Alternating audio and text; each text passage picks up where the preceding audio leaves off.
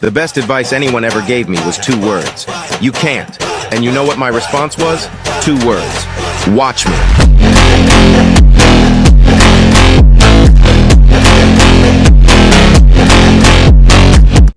Welcome back. Thanks for joining us.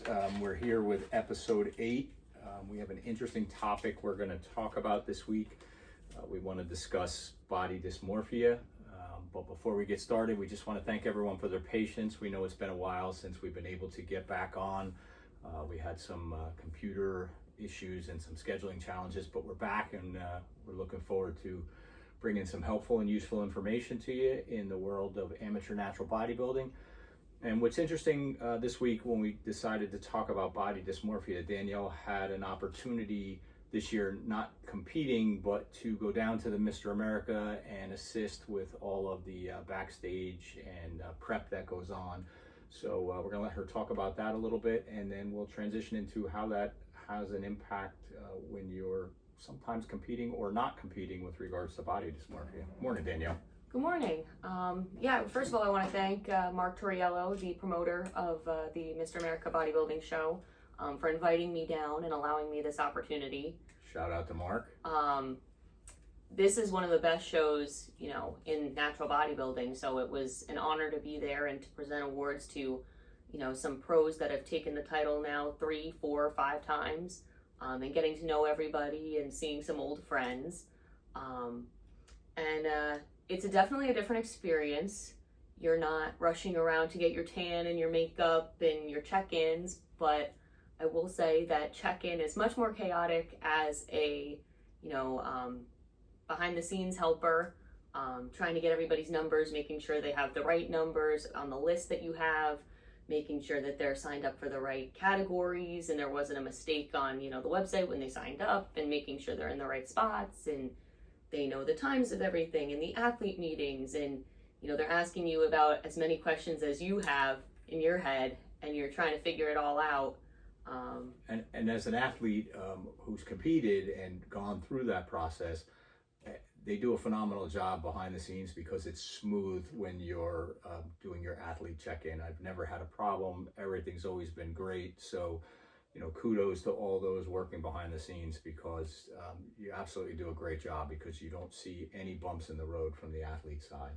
And it's so interesting because now being backstage and seeing how hard all of these people expediting the show and, getting everybody set up, how they do all of this seems seamless, but in reality, we're all trying to communicate with each other, and it's kind of a spur of the moment type of deal because things change constantly with bodybuilding shows. Categories change, they have to move.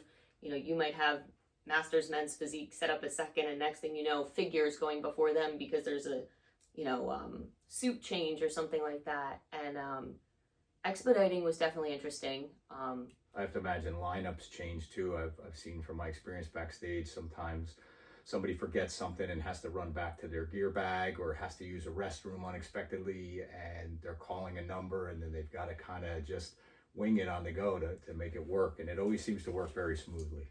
It does, and definitely the amateur side of it was easier. There were less athletes than the pros, but making sure you grab the right people who are going from, the masters category to the open category.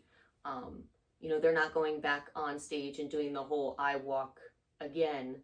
They're just coming back on. So saying, hey, 24, 32, 73, you're going to hang out right here. When they call your number, you go right back on the diagonal. And, they're just as nervous as anybody. So some of them are walking out. We're like, wait, come back right here. So trying to just make sure everybody's in the right spot. And all of that it's hard, but it's a lot of fun. And gives you a new appreciation for the work that gets put into a show. And I now understand how shows run a little bit better. So when we've been backstage and we're like, aren't we supposed to be on?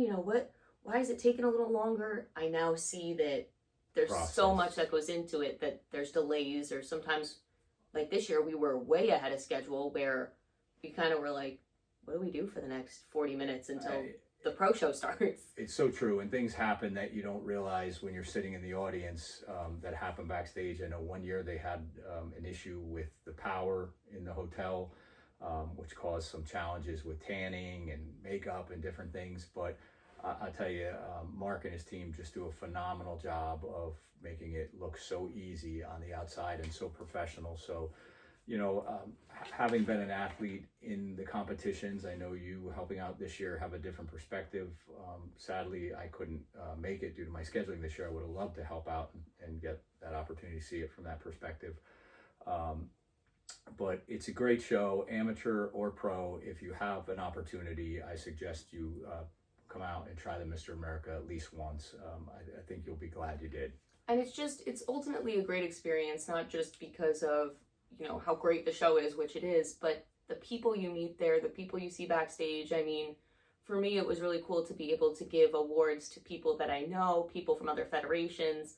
I mean, it was really cool to give Kent Beerley his first place award, and being a part of that AMBF family as well, seeing all of them there, that was really, really cool. Yeah, they had a big representation there. That was awesome.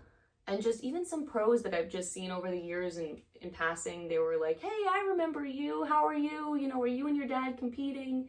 So people get to know you and remember you. And I think the Mr. America, though it was both our first show, has been one of the best shows we've done, because you do have that camaraderie that's, unmatched. And it's just such an iconic show. To be able to say you did it at any level is just an accomplishment. Win or lose, it doesn't matter. Just getting out there, preparing yourself, having your debut on that stage, and having that memory is just an incredible thing. But I think this was a great segue, because it was an opportunity for Danielle and I to talk about our off year and how our bodies are changing and the differences we're seeing in ourselves. Whether we like it, dislike it, it was just something that got us thinking. And with Danielle's background in mental health, we thought it was a good time to talk about the mental and emotional challenges that you can experience during bodybuilding competition prep. The prep is incredibly challenging, not physically, but we're learning mentally and emotionally as well. The demands of the diet and the training, that constant pressure to look a certain way, all takes a significant toll on your mental health. And we're going to talk about some of the key mental and emotional challenges that competitors can face or have faced from our experience during our prep time. Yeah, and body dysmorphia is a DSM-5 diagnosis, which is the psychological diagnostic book. So if you do feel that any of this is something you're experiencing to a level where it is impeding on your life, definitely reach out to a mental health professional. They'll be able to help you and help with coping mechanisms and different strategies to get you through a body dysmorphic disorder or any type of eating disorder in that regard. And to help for those that may not fully understand, why don't you give the definition of what body dysmorphia is, Danielle? So I can give you the actually better definition here. So, this actually gives me all the criteria, but do I have an actual definition here? I might have a good one. So it's really the individual being preoccupied with the idea that his or her body is built too small or insufficiently muscular. The specific specifier is used to identify the individual who is preoccupied with other body areas, which is often the case. So it's not only just like overall, it could be specific body parts that you're looking at. And it's really just feeling like your body looks different than what it actually is. So you're looking in the mirror and you're seeing yourself looking one way, but your body doesn't actually look that way, is the best way to describe it in a visual sense. I think if we talk about the impact, what they've found is this can lead to obsessive behaviors where competitors are constantly criticizing their bodies. As Danielle said, they never feel lean or muscular enough, no matter how much progress they've made. And I think we both have at times felt this way leading up to competition. And a lot of it changes with your nutrition plan as your body's changing. Some days you may take in more carbs, more water, more sodium. You look puffier than you did the day before. You don't look as lean. You start to struggle mentally. And for females, I feel like it's a even harder experience especially when you're going through prep, because when you have your cycle, there's different times where you're bloated versus not being bloated. And that can come into effect with like show day.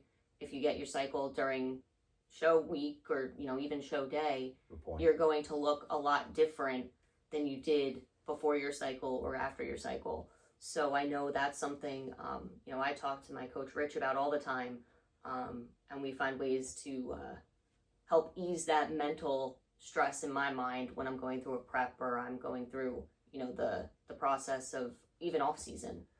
And, you know, sadly, a lot of people tie their appearance to their self-worth. A lot of competitors tie their self-esteem to how they look on stage. That desire for validation and approval can sometimes make them feel they're only worthy of something when they can achieve a certain physical ideal.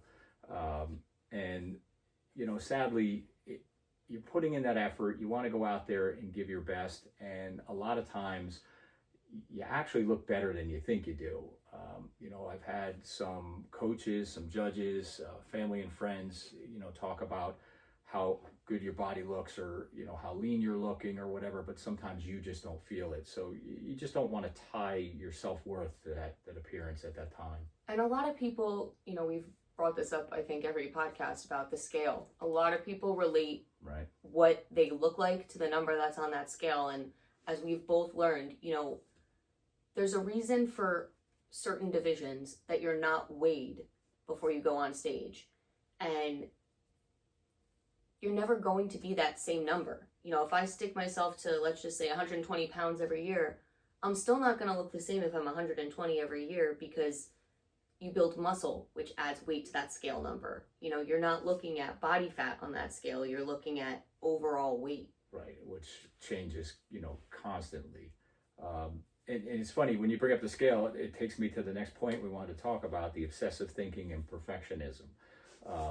You know, the rigorous nature of prep requires you to have extreme focus and dedication, and this often leads to perfectionist tendencies where even the smallest mistakes, like, you know, missing a meal or a workout, can feel catastrophic. I mean, we've talked about that. I hear people all the time, oh, I missed my anabolic window for protein, or you know, just those little things that you obsess over that in the grand scheme of things, as long as you're hitting your numbers, your macros, you know, you're going to be fine.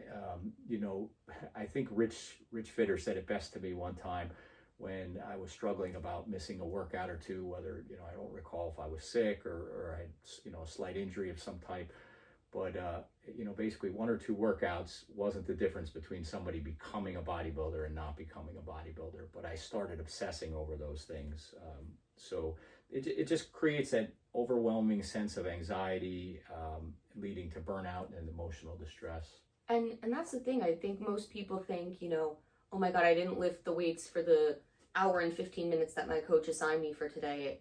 I don't know what to do. And they go into a mental spiral where, you know, sometimes it is like almost like I'll do active rest days. You know, I'll change things around, or I'll be out and I'll have to walk around to get things at the grocery store. And I'm like, you know what? I was just zipping around the grocery store for 30 minutes. You know, I'm walking around, I'm moving quickly. Like, that's my cardio for the day. And if that has to be it in my mind to make me feel better, then I do that, because sometimes it's just not possible. It's not in the schedule, or things come up and you can't let that ruin an entire prep. Because I mean, I've seen online people talk about their preps and, you know, they mixed up their peak week, you know, to something different and it didn't work, and then they pull themselves from a show.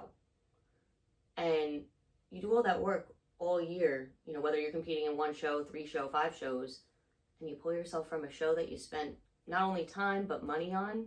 It's not worth it. You go out there and you give your best with what you've done because you've worked hard. And you just never know, you know, as Rich always says, you just don't know who's showing up that day and in what condition they're going to be in. So, you know, you put the time and effort in, go out and compete for yourself. If nothing else, it's the experience, it's the time on stage, it's the time spent holding those poses and just reconditioning your body. It's important. So, Danielle, you want to talk a little bit about the emotional exhaustion and mood swings? I know we deal with those. Yes. You know, what people don't always have in the forefront of their mind is that when they're going through a prep, you know, they're going through carb depletion. They're not eating as much as they would in an off season. So not only are they, you know, depleting their nutrition, but it's depleting your mental state. You know, you're more tired, you're not getting as much rest as you probably should be, because you're getting in the gym, you know, to get all your workouts done, you're still living your life. So you're going to go through, Fatigue, yeah. you know, hormonal imbalances. You're going to go through fatigue. You're going to have, you know, mood swings. Hangry is 1000% a thing. So your emotions are going to be all over the place. If you're feeling, you know, these feelings about your body, that's going to take a toll to your mental state, and it's going to cause, you know, things like, you know, severe anxiety, depression, you know, and you're just going to ultimately possibly even have burnout. You know, especially in our jobs, when we talk about first responders, policing, you know, you're dealing with shift work, special assignments, things that are out of your control as far as scheduling. You know, as a matter of fact, this week, you know, I had a double shift that I had to work, and it totally impacted my workout schedule.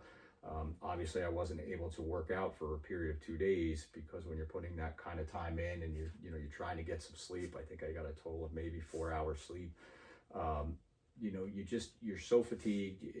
You know, it's sometimes you just have to say, I've got to let my body rest that day or two. Mentally, I was struggling with it because I felt like, hey, I need to be in the gym. This is going to set me back. But in reality, when I sat back and gave it a day and thought it through, and then I was back at the gym this morning at 5 a.m. and I felt much better, I realized my body needed that break mentally and physically. I mean, I know there's different, you know, thought processes on this, but if your mind is not in it fully, and neither is your body, you're not going to have a good workout. You're going to be hitting 7 or 8 reps of something that you're supposed to be doing 12 to 15 of, and you're just going to kind of push yourself through it as best as you can. And those aren't always the best workouts. You know, in your mind, you feel better because you're like, I was here, I did it, but you're not building anything with that quick workout as opposed to resting. You're just checking the box. You know, you're checking the box saying I got my workout done, but what was the value of that workout? And that's where I always have to go back and thank Rich for really helping me clear that up in my mind, you know, because I always struggle with that same thing. I got to get that workout. But again, that one workout's not going to make or break your year or your competition or anything else. You know, if you just focus on the fact that maybe that rest, that extra day of rest really helped, you start to realize there's some benefit there. You know, and back to the, you know, emotional stress and strain when it comes to, you know, deficit, we go through it all the time in the gym. You know, we'll get there in the morning sometimes when we're, you know, very depleted, very tired, and we'll get into it with one another. You know, it impacts not only yourself, but your relationships with others. You know, we're like 2 bickering children in the gym sometimes, you know. We have to just be on opposite ends of the gym some days. And that's how it is. And I mean, you know, my poor mother goes through it, you know, with both of us on prep. We both snap at her for something, you know, whether it be, you know, she asked me if I was working that day, and I was like, I told you, Ma, I'm working. Yes, what do you want? And you know, it's funny because we can tell with each other sometimes, in addition to the father-daughter relationship with its normal challenges and the, you know, competition prep and all the things, you know, sometimes we'll text each other or whatever, and I'll say, I'm going to the gym in the morning, are you going to be there? And we may have had one of those tense moments the day before, and then all of a sudden I'll get the text back, no, my schedule changed, I'm going in the evening, period. So then we kind of know each other's vibe, and we give it a day, and then we're back in the groove. But I wanted to also touch on, Danielle, the social isolation, you know, of going through a bodybuilding prep, how that impacts you. I mean, it definitely, it does. And it depends on, you know, who you are as a person, how you do your prep, and how you handle that. But I know, like, I've learned to stop letting that happen, because I was the person that was like, no, I'm in prep, I can't go. Nope, I can't hang out with you guys, I'm in prep, I can't miss a meal, I can't, you know, do this or that. And, you know, there's ways around that. Instead of isolating yourself and just living at home, the gym, you know, in the grocery store, you know, you can go to things, and you can either plan your meals around what they have at those events or bring your own meals. You know, and I hear people all the time, oh, you know, my friends went out for a drink and I can't go because I'm on prep. Nothing stops you from going and getting, you know, a club soda with lemon and just hanging out with your friends and bringing your little meal with you. You know, restaurants, which I learned, are so accommodating to that. You know, I've brought meals to baby showers and bridal showers and things like that, and asked if they could just heat it up in a microwave, and they will.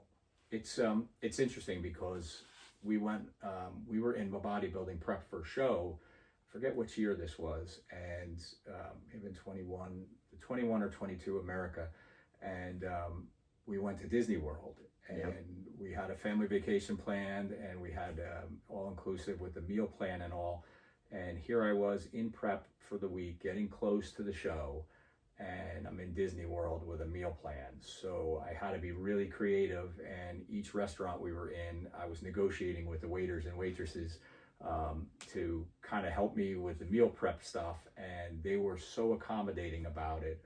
They, you know, where there's a will, there's a way, is I guess what I'm trying to say. So don't avoid those social things. Don't avoid those fun times just because of you know, a day, two, or a week's vacation. Just be sensible and responsible. Absolutely. I mean, almost every place I've been to has been accommodating. I don't think there's been a single restaurant or place that I've been to that was like, no, we can't do that. And if they said they couldn't do one thing, they would substitute it with something else that they could do to help, you know, with those dietary needs. I know, Danielle, you probably with your DSM and your mental health work have probably had experience or seen some issues involving food and eating disorders that result. Yeah, I mean, I can say, you know, not clinically have I been diagnosed, but I even noticed in myself, you know, some eating challenges after my last prep. You know, I was eating very differently than I had on any other prep. I actually did the keto diet, and while that works for some people, it was not working for me. I was getting frustrated, I was upset, I was angry, definitely more than usual. We definitely, you and I remember when you were going through that, we had our challenges working out together, and I remember we had some arguments about, you know, nutrition. Were you getting enough? Were you covering what needed to be covered for your body? And we even stopped, I think, working out for a period of time together. We were both working out, but separately, because it just seemed that with your emotional state and me trying to make corrections, it just wasn't jiving together. It wasn't. And, you know, looking back now, I see where you were coming from and everybody else that was telling me the same things. But, you know, I had such a goal in mind, and I had that like tunnel vision of, I want to look good, I want to be lean, this is the way to do it. And afterwards, you know, after the show and prep ended, I started having that unhealthy, like, I had to eat everything. And then I started to go up in weight, and I was like, oh. And then I stopped wanting to eat. So I had that like almost like binge purge type of lifestyle. And even now to this day, I was just talking to Rich about it, you know, I eat so fast. I eat half my meal and I'm full, because I have this mentality of like, oh my God, I got to get it while I can. And then I'm like, whoa, I'm so full, I can't eat.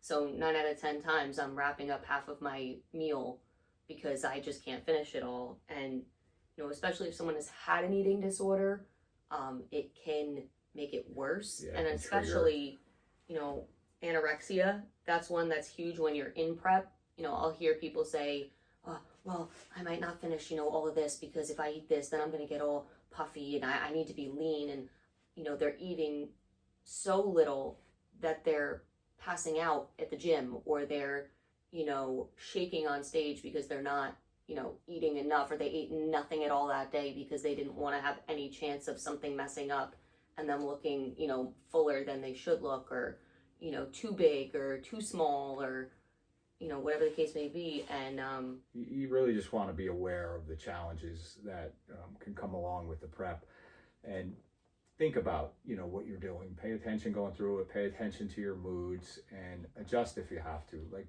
you know, again, we talk about Rich a lot because he's just been an amazing resource to us. But, you know, some days I'd feel like literally I was starving, especially getting really, really close to a show.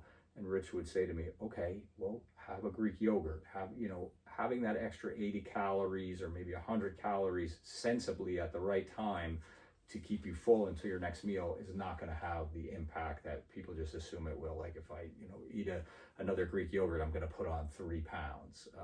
You know, it's something that your body's telling you, hey, I need this, and you have to make those small adjustments. And there's little, you know, tricks that you learn throughout, you know, the process. And I know one for us is eating like veggies, eating cucumbers, eating celery, things that aren't going to change, you know, anything within you if you have a couple extra of them, but just to get that feeling of eating something. And minimal impact to your macronutrient intake. So, but it makes you feel fuller.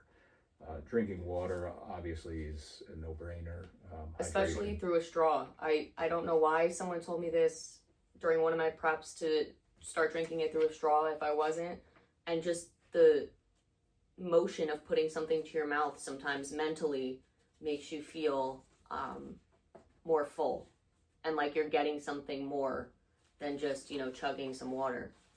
Let's talk just a little bit about the post-competition blues that we often feel. I'm feeling it now after the Mr. America, to be honest.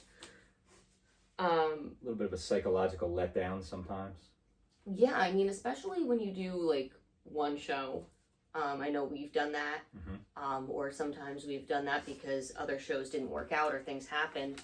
But it's really a letdown mentally. You do all this work, you look and feel so great, and then you start eating again, your body starts to change, within a couple of weeks of the show, and you get those, mental struggles coming in again. And in the off season, it's funny, a lot of people were learning from now having the back end experience into bodybuilding. What a lot of people do throughout the year is they take a lot of photographs during their prep time and show experiences in different outfits and things for their social media, so that as they're posting all year and you think these people look that amazing year round, and you're comparing yourself to that, which leads into this whole diagnosis and the body dysmorphia, you start to realize when you're in bodybuilding that you can't keep your body in that deficit like that for that long a period of time. And you do have these ups and downs. And I see a lot of very honest bodybuilders out there that are sharing their off-season stuff. I know I love to look at, I'll use Alex Cameron from the AMBF. Really great stuff that he puts out there showing his, weight changes in the off-season, his body changes in the off-season. And you need to have that. Your body has to change and kind of bounce back a little bit to recover, and also to, for your calorie surplus in order to build that muscle to go back into your next prep season. And that's where a lot of the competition, post-competition blues and stuff come in, because then you do look in the mirror and you see that you've put that 20 pounds back on, or you have to go into your off-season clothes. Danielle and I talk about that. You have various levels of seasons with regard to your clothing. Your pants. I was just in my closet, for instance, the other day, and I went to put on a pair of jeans and I grabbed the wrong ones, and they had a 31-inch waist, and I realized quickly that wasn't even coming up past my thighs in the off-season, so I had to jump back to the 35-inch waist. It's funny you say that, because for work I sometimes have to wear, suits or dressier clothing, and I bought this belt, and everybody that sees me in it makes fun of me for this belt, but all the way around the belt are holes. The entire belt. Yep, you have to make your own holes. I found this one, and I was like, this is perfect. It has holes all the way around, so, I know when I'm not, in a prep and preparing for a show that I'm going to need to, wear that a little bit looser, but then when it comes time for prep, I'm pulling it super tight. So I call it my my every season belt, and everybody makes fun of me for it, but it's true. You have clothes that you can wear during prep, and you're a little more petite and you fit in things, and then you have to have the little bit more oversized stuff that probably fits just about right just now. And talk about experiencing body dysmorphia. When I put those jeans on accidentally, it was in my head the rest of the day when I had to jump up from a 31 waist to a 35. And of course, what did I do? I ran right into the bathroom, jumped on the scale, wanted to see where my body weight was at. And I went through all those emotional things you would expect you would go through. And then I had to reel myself back in and say, wait a minute, we're way off season. It's not, it's not an issue. I just need to get my head wrapped around it. And in the mental health field, one of the biggest words that, a lot of professionals will use is triggers. And, that's one of them. That's a mental trigger. And, even myself being at the Mr. America and seeing how amazing every single competitor looked, I felt a little inadequate. I was like, I'm going up on this stage and I'm going to present awards looking like this. I wore a black outfit to look a little more slim, and it was a trigger. And now for the past week, without even cognitively realizing it, I was on the scale every day, putting it in my app, trying to track where I'm at. And not to send you a trigger, but I noticed it watching you on stage when I saw the photos and stuff, and I pointed it out to Mom. I said, you can tell she's in an off season and, you know, not in prep condition. And I knew in the back of my mind that it was in your mind while you were up there. And it is, and you know, again, how great the bodybuilding community is. Everybody knows that feeling, whether they're there for competing that day, you know, they know what it's like in the off season. I had so many people coming up to me saying, wow, you know, you look like you really put on some size, which to some people would sound like an insult, like you got bigger. Yeah, right. But for me, that's a compliment. Like, they were like, you know, your arms look great, everything looks great, you look great. And to me, that made me feel a lot better, you know, especially having to go on stage, because for me, that was more stage time presenting awards than I ever had as a competitor. You know, I was out there for every category, multiple times walking awards back and forth. So that was a real confidence boost. But yeah, I definitely felt a little less built and put together, and definitely a lot less tan. Yeah, you definitely feel self-conscious in those situations. And that brings me to the next point about the constant comparisons. You know, during prep, athletes are often compared to others in the gym or in the sport itself, and it can lead to that unhealthy comparison and self-doubt. And I caught myself doing that this morning in the gym. It's so funny that these things are all kind of happening now right around, and I think it had to do with the Mr. America and where we had been the past 4 years at this time of year in our lives. And I was looking around the gym this morning at a couple people that were just in phenomenal, what would look like contest prep shape. And I started comparing myself, and then I had to slow down for a minute and realize that, you know, I'm really in the, you know, probably into the second third of my off-season prep, and you know, I've got to just get my head wrapped around that and start digging in. And you know what else, you know, just for that mental stress that people feel when they're in the gym, you don't even know if these people have ever stepped on a stage. No, and you don't know, even if they did, what point in their prep season they're in. You know, they could be ready for a show in 2 weeks, and here you are just finishing or coming off your last show of the year a couple months ago, so now you're starting to put on your off-season weight to build. So, you know, that's true. It's, you know, not everyone's at the same point.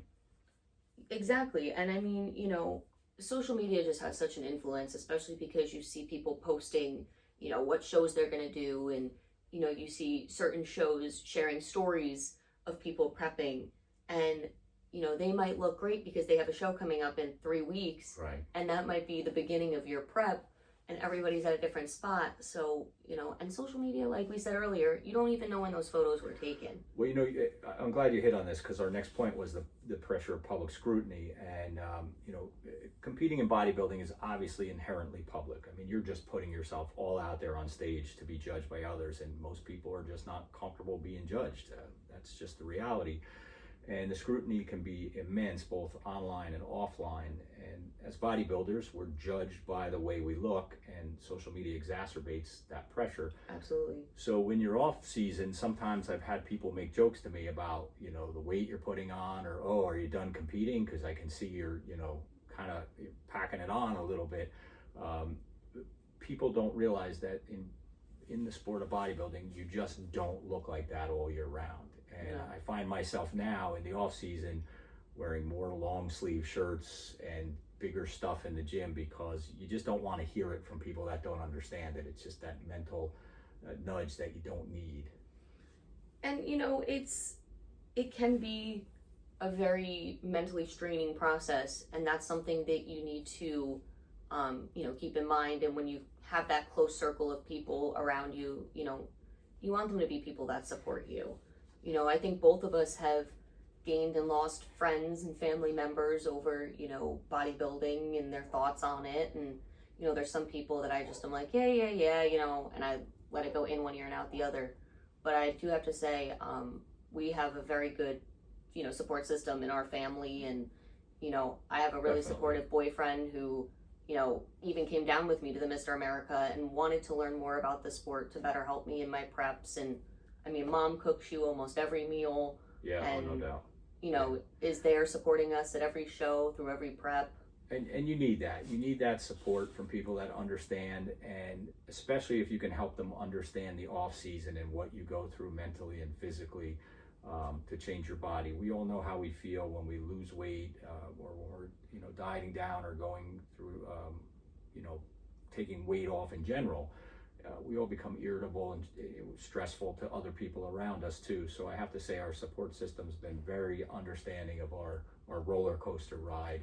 And I know sometimes it weighs on mom and it's challenging for her. And she's admitted it, and she said, sometimes I just love the off season because you're not as cranky, you're not, as pressured about how many ounces is this or that. If she forgets to weigh something for me, I'm panicked. So yeah, that's very important to have a good support system that understands. And with us, especially with our careers, going into the next point, we're very big on having control over situations, control over, ourselves, our bodies. And when you're in a prep, you are losing kind of control over your body, because as much as you're controlling what goes into it and what you do with it, you can't always control the hormonal imbalances and how it responds. The response you get, yes. Because that's why in off season you experiment with different foods and different things, or towards the beginning of the prep. And like for me, some foods that don't agree with me and my body are ones that work great for you. Genetics plays a huge role. That's something you can't control. You just got to play the genes you're dealt. But the challenges are ever surrounding. So I think there's one more point we want to touch on here before we talk about a couple of the coping mechanisms and wrap up for today. But the mental fatigue from the constant discipline, you got to keep in mind that bodybuilding is a marathon when it comes to the discipline, requiring a constant focus on diet, exercise, and recovery. This level of commitment can lead to that mental fatigue. There's very little room for spontaneity or flexibility. Like we said, that doesn't mean you can't be flexible or spontaneous. Those things are going to pop up, things are going to happen, events, weddings, christenings, birthdays, vacations. You just have to realize it's a marathon. You're planning ahead, the shows are further ahead. I think where it becomes more crisis for people is the people that don't plan far enough ahead. I know one year I undershot the amount of weight I thought I could lose leading up to a prep, and I was in a full-blown panic. I think Rich was ready to change his phone number that particular year, and we had to readjust at the end and really try to make that cut. We didn't make it as well as we would have liked. We did well that year. I think we could have done better if I had focused a little further out and looked at it from that marathon perspective. I kind of thought I just had more time. But the mental toll of never being able to take a break or enjoy food or seeming to relax can lead to that burnout, lack of motivation. So you just don't want to get to that. You want to stay focused, you want to stay present, and just keep pushing forward. Yeah, you don't want to push yourself too far where you're, not only physically feeling down, but mentally feeling down, and you get yourself into a rut where you feel like you need to give up the prep, or you can't keep going, or you grab the box of donuts and just go nuts. Yeah, you don't want to binge. That's the worst thing, and that's why I'm so big on the whole flexible dieting. Obviously I'm sticking within my macros, but I'm still incorporating foods that I like so that it makes the prep fun for me. It's the healthy options, but it's foods and things that I like. And even with the workouts, work with your coach on doing exercises that you enjoy or you find fun, and incorporate them into your workout to make it less mentally draining, where you feel like there's no point in continuing the prep, because at that point then bodybuilding isn't fun anymore, and that's what everybody does this for the fun of it and the experience. And since we're we're starting into the coping mechanisms here that Danielle's just touching on, I think focusing on what it's really about for you. For me, I don't know, Danielle, I think you're similar.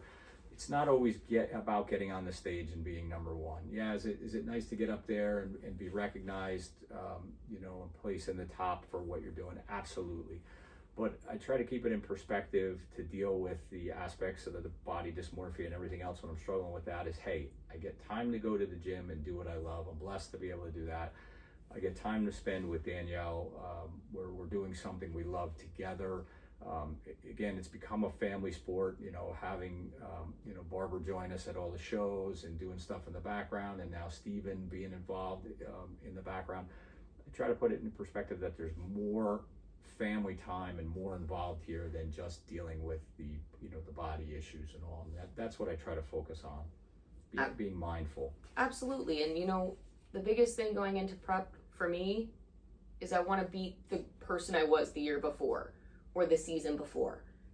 I don't care about what anybody else brings to the stage. If I look better than I did the year before, then I did the right things in the off season. I built what I needed to build, and that's what I'm proud of, is that I've changed myself. I look at pictures from before I competed, and I would never say I was out of shape, but I was definitely one of those like skinny fat type of people. I was out of shape. I was very thin. I wasn't very muscular. I had leg muscles from all of my sports, but my upper body, I couldn't even do one push-up back in like 2021. Right, heading into the police academy. So for me, being able to do all of the things that I'm doing now, that's what I do it for, and to be healthy, for my future. Just, if we could suggest anything, it's keeping a balanced perspective, keeping in mind competition is a goal. It's not your sole source of self-worth. That can help prevent burnout and emotional distress. You're working towards a goal. It's not, who you are. You don't have to always be the number one competitor. It's what you aspire to be. But the fact that you're out there putting in this effort, putting in all of the dedication to do this and accomplishing the changes that you can see and make in your body, in and of itself is a win. The health aspects, everything behind it is something we should be, focused on and staying mindful of. And then talking about post-competition recovery, it's crucial to plan for mental and physical recovery after a competition, as we've learned, such as gradual reverse dieting. So many people binge, and I've been there. Yeah, you go from, just as an example, maybe you're on a 1,500 calorie prep week, and then all of a sudden you go back to eating 2,500, 3,000 calories a week, and not only do you feel like hell, but the effects on your body are challenging. So you want to take some time off from your training at that time, maybe find some other goals to focus on, and get yourself mentally prepared that it's your off-season work, and work towards your following year's goals.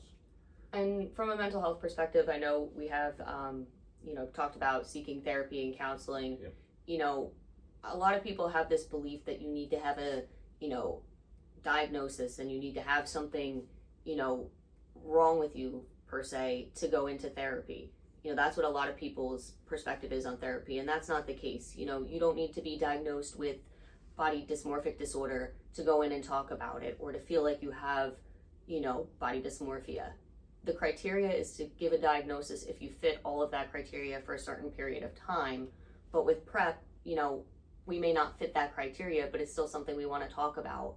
So, seeking therapy could be helpful just to get you through the prep, especially if you don't have, the best support system, or you feel like you need an outsider to, speak to. And now with everything being virtual and, easy access, just like coaches that can do it virtually, you can have virtual therapy and do it from your phone. They have, chat lines where you can just text with a therapist. They have so many options.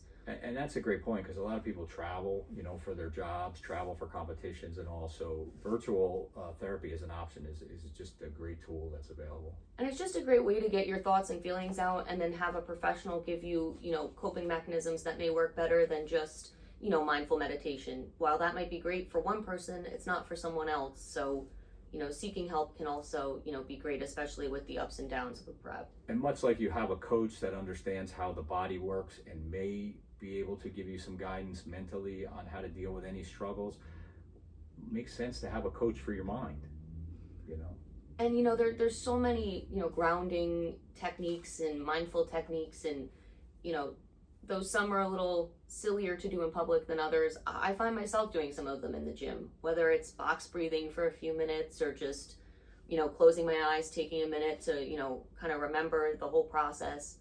You get so caught up in the prep and the, ultimate goal that sometimes you lose that why, and you got to find it for a minute to get back into the game. Right.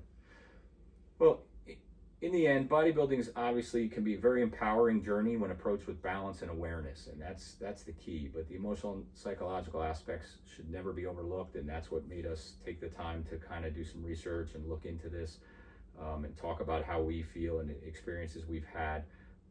But competitors need to be mindful of the toll that it can take on their mental health and take steps to protect it throughout the prep and beyond. And even just talking about it here a little bit today, if we trigger something in somebody that says, hey, I felt that way, or that's a great point, maybe I need to be more mindful of that. That was our goal.